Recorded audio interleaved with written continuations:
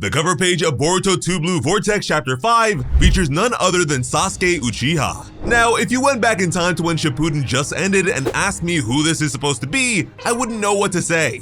But I will say that this chapter is going to raise your respect levels for this version of Sasuke. If it doesn't, I expect a full explanation for why you're hating on the GOAT in the comments. After cutting into several practice dummies with his sword, our main character was exhausted.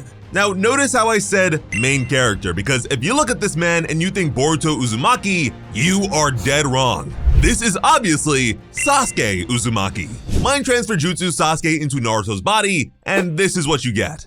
This series doesn't have fusion like Dragon Ball, but they somehow made it happen here. Sasuke silently watched his student. Then he decided that training was over and that it was time for them to take a break. Now that it was nighttime, they set up a campfire. Boruto wanted Sasuke's opinion on his Uchiha style of fighting. He wondered if he could be considered a grown adult by now. Sasuke considered his words. Then he admitted that in only just a year, Boruto managed to completely master all of his techniques and fighting style. Boruto wasn't expecting that sort of response. He insisted that his master must be joking. He was actually hoping that Sasuke would have plenty more to show him. Sasuke asked Boruto if he looked like he was joking. Boruto hesitated. Sasuke didn't look like he was joking, but now that Boruto thought it over, he's never seen his master's joking face in his entire life. And honestly, I can only remember Sasuke laughing a lot when he was losing his mind. Sasuke ignored the answer and told Boruto that he has exceptional senses and is a fast learner. Truly, Boruto is a genius. He was sure that Boruto had been absorbing all his teachings. There was nothing left for Sasuke to teach him.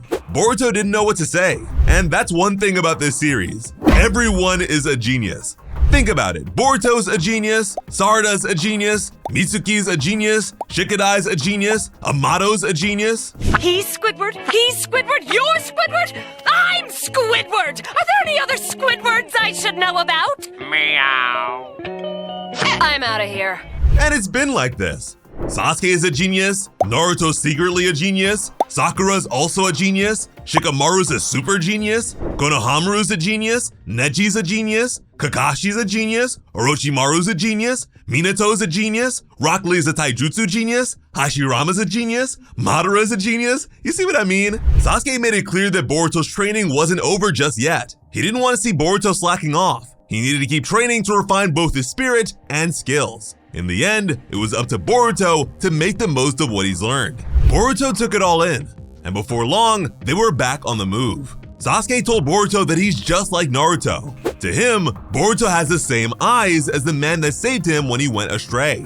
Now, this wasn't meant to be funny, but seeing as Boruto only has one eye, his expression here did make me laugh. And I guess that's another trend for this series. Missing eyes. Because of Ada's power, Sasuke wasn't so sure about his history with Boruto. But that didn't matter. His daughter asked him to help the kid, and he can understand her reasoning now. Something is happening. Something bigger than them that Boruto and Sarada won't be able to handle on their own. That's what his instincts were telling him. That's why he's dedicated himself to training Boruto. Sometime later, Sasuke managed to destroy one of Code's eyes with his sword. Like I said, it's a trend. But this is pretty impressive. In this form, Code is stronger than ever. He was the most pressing threat in the series not too long ago. On top of that, Boruto and Sasuke were surrounded by claw grinds. Sasuke told his student to hurry up and escape. Boruto refused to abandon him, but Sasuke made his stance clear. Regardless of their approach, there was no way that they would be able to beat Code right now. That's why Boruto needed to escape. He absolutely needed to master everything he's been taught. To do that, he needed to stay alive. Sasuke began focusing lightning release chakra into his sword. He was sure that if Boruto could do that, nobody would ever be able to beat him again. And we've seen the difference mastery has made for him. Now Boruto can stand up to a force equal to this without even trying. Looking over his shoulder to see his disciple one last time, Sasuke decided to entrust his daughter Sarada to Boruto. Code was ready to kill the Uchiha survivor, and all Boruto could do was yell after his master. Sasuke ran forward, surrounded by streaks of lightning towards the monstrous army.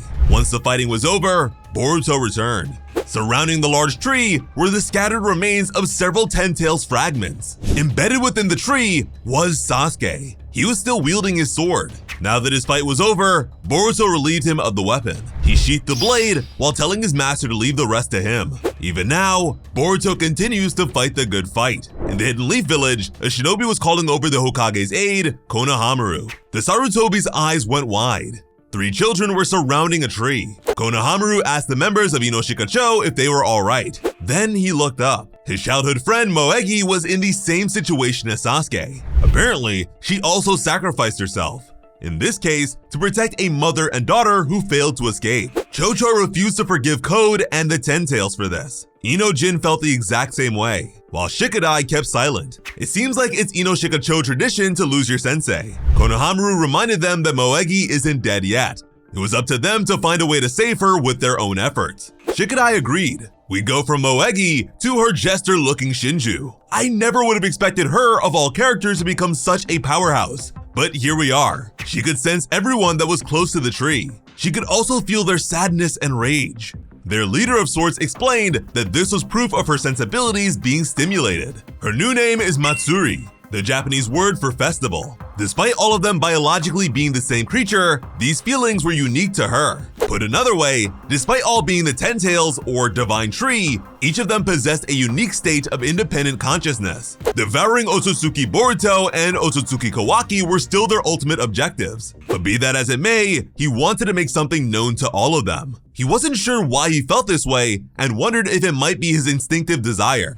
But regardless of why he felt this way, he admitted that he wants to devour someone else. Naruto Uzumaki. Ada was using the Senrigan's clairvoyance ability to observe their discussion, and this development disturbed her. Matsuri questioned the relevance of Naruto Uzumaki. Bug Shinju wondered why they'd go after Naruto if he's not an Otsutsuki. Their leader understood their confusion, but although they were already a divine tree, they were starting to evolve in a whole new way.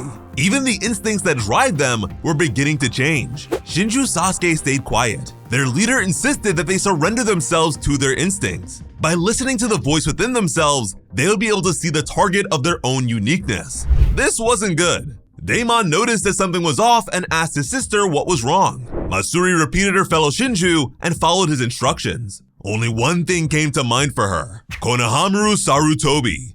That's who she wants to devour. Their leader complimented her selection. After this, Shinju Sasuke finally spoke up.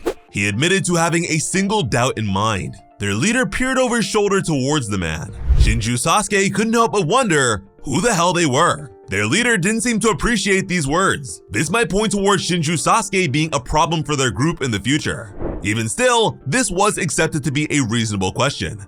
But at the same time, it hardly mattered. All they needed to do was accept them as the growing pains of their newly emerged egos. Shinju Sasuke did not respond. Instead of why, their leader stressed the importance of how. Their instincts were telling them who should be their target. Shinju Sasuke's name was then revealed to be Hidari, which is pretty funny.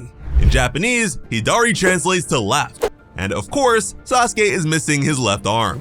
By devouring his unique target, Hidari would gain his own identity.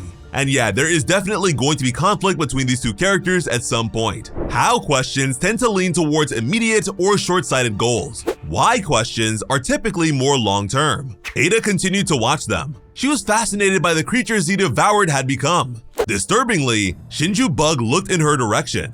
Then he got up and walked in her direction. The monster loomed over her. He asked if she could see it. Ada was too stunned to speak. Shinju Bug got close and made it clear that she was his target. Inside the tea shop, Ada dropped her cup as several boys were just as stunned to see her. Ada could feel a cold sweat come down. Daemon's concern for his sister only increased. Everyone just kept staring at her. Thinking about what she saw, Ada was disgusted.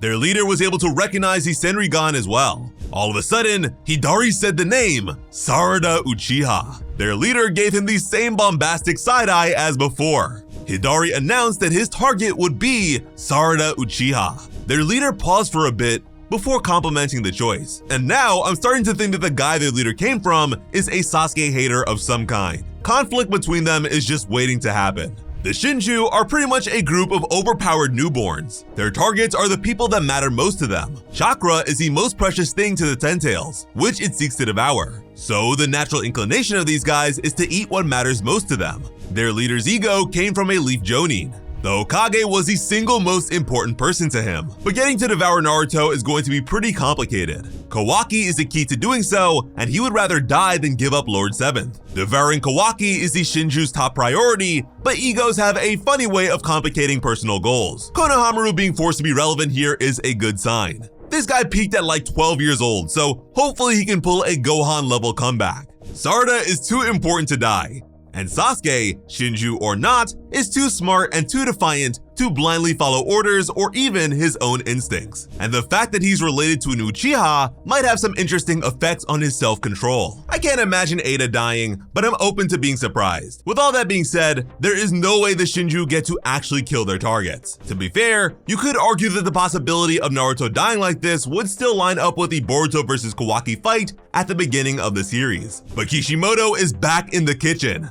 This is the king of hype fulfillment. If you think Naruto isn't gonna come back with one of the most legendary appearances in modern manga, clearly you've been reading a totally different story. But if by devouring they just mean turning them into trees and making new Shinju out of them, I'm gonna need everyone on that list to get taken. Shinju, Naruto, and Sasuke alone is just peak levels of hype on its own. From there, we return to Konoha. Amato was in the middle of degrading Sumire's lungs with secondhand smoke in a closed room. She looked over to him with curious eyes. Amato wanted to know what was up with her. Surely she didn't have an issue with his smoking. She paused. Then she mentioned how Boruto had returned after being gone for 3 years. Amato kept his eyes on the screen in front of him. From what he could tell, it looked like Boruto protected the village from Code's invasion. Sumire agreed, but stated that the Leaf was still treating him like an enemy. To Amato, that was a given since he killed the previous Hokage. Sumire, who was unaffected by Ada's memory shift, remembered how much Kawaki meant to Amato. His daughter's data was inside of Kawaki's reconstructed karma. All Kawaki would need to do is implant the karma into a new clone body, and it would be enough to bring her back to life. But since their lives had been shifted, Boruto should be the focus of Amato's efforts. Yet the scientist was abnormally calm. Boruto's death would be troublesome for him, yet he doesn't seem fazed at all. Amato recounted his experiences with Kawaki that had now been replaced by Boruto. He reiterated everything Sumire was really trying to say.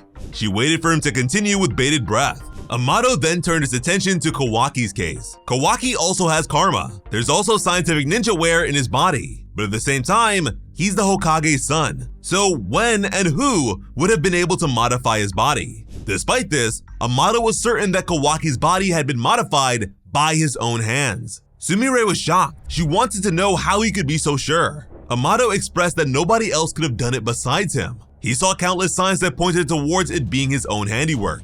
As a scientist, style was just as apparent as it would be for an artist. Even with just a glance, Amato was pretty sure that he was the one to reconstruct Kawaki's karma. And on Kawaki's palm, he could see the special karma loaded with his daughter's data. All of these events contradicted his own memory, but as long as they possessed the physical evidence to back it up, the answer remained clear. Amato believed that a portion of his memory had been altered. In fact, he didn't see any other possibility. In the end, memories are nothing more than vague illusions. As a scientist, there was no greater basis than physical evidence. Amato wasn't sure what may have caused this phenomenon.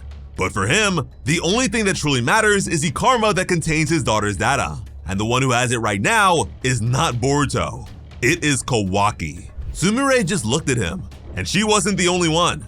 The intelligence team was monitoring the entire conversation. Sai thought things over. Then he asked the new Hokage, Shikamaru, what he thinks about it. Shikamaru's on the genius list himself, so the truth is probably becoming clear to him now. But he'll need to handle things delicately to avoid Kawaki turning on them. Sumire met up with Sarada to discuss Amato's words. Sarada didn't think it was possible for someone to be aware of the memory alteration based on physical evidence. Plenty of people saw Boruto as a toddler in his family photo, but they still insisted that Kawaki was Naruto's true son. And if you're wondering why the frame is broken, Kawaki did it while sending Naruto and Hinata to another dimension. Sumire pointed out that that's because everyone trusts their own memories. No matter how much proof a person sees, it is very difficult for them to deny their own vivid memories. Normally, that is. Sarada considered how unreasonable her request to her father must have seemed, yet he still believed her. Just then, Boruto appeared behind them. He added that his master still believed in him despite the switch. Sumire began to turn,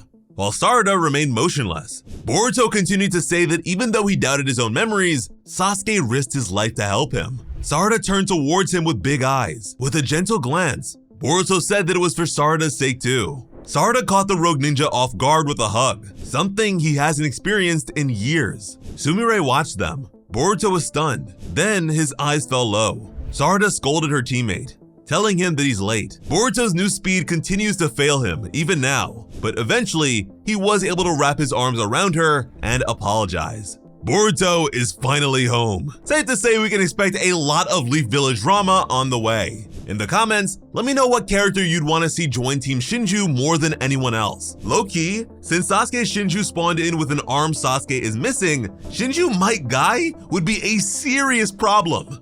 Imagine infinite 8 gates powered by 10 Tails chakra. Yeah, I think that's my pick.